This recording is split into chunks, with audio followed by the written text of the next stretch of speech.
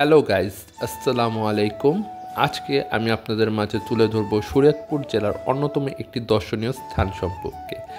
এটি একটি বেসরকারি বিশ্ববিদ্যালয়। বেসরকারি বিশ্ববিদ্যালয় হওয়ার সত্ত্বেও শরীয়তপুরের অন্যতম একটি দর্শনীয় স্থানে রূপান্তর হয়েছে।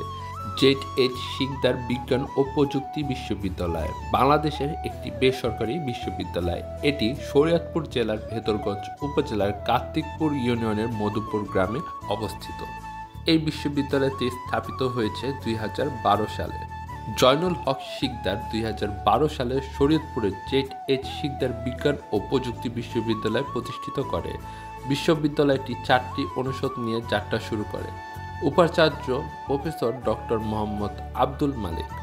জেড.এইচ. বিজ্ঞান ও প্রযুক্তি বিশ্ববিদ্যালয়টি শরীয়তপুরের অন্যতম একটি দর্শনীয় স্থান হওয়ার অন্যতম কারণ হচ্ছে এর আশেপাশের পরিবেশ আপনাকে মনোমুগ্ধকর করে তুলবে এবং এটার নির্মাণ শৈলী আসলে চমৎকার বৃত্তাকারের মতো, যা আপনাকে আকর্ষণ করবে। এবং এর ভিতরের যে পরিবেশটি রয়েছে সেটিও বিশাল বড় এবং পরিষ্কার। বিশ্ববিদ্যালয়টির ভিতরে বিশাল বড় একটি মাঠ রয়েছে এবং বাস্কেটবল খেলারও একটি মাঠ রয়েছে, যা যে কোনো মানুষকে আকর্ষণ করবে। এবং ভিতরে একটি শহীদ মিনার রয়েছে। ভিতরের দরজা না খোলার কারণে আমরা ভিতরে প্রবেশ করতে পারিনি, তারপরও আমাদের এই পরিবেশটা অনেকটাই ভালো লেগেছে।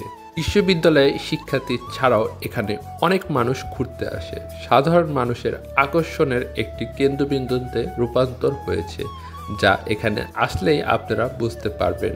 শরীয়তপুরের তেমন দর্শনীয় স্থান না থাকার কারণে জেড.এইচ. শিকদার বিজ্ঞান ও প্রযুক্তি বিশ্ববিদ্যালয়টির অবকাঠামো এবং বড় ক্যাম্পাস এবং আশেপাশের পরিবেশের কারণে শরীয়তপুরের অন্যতম একটি দর্শনীয় স্থানে রূপান্তর হয়েছে।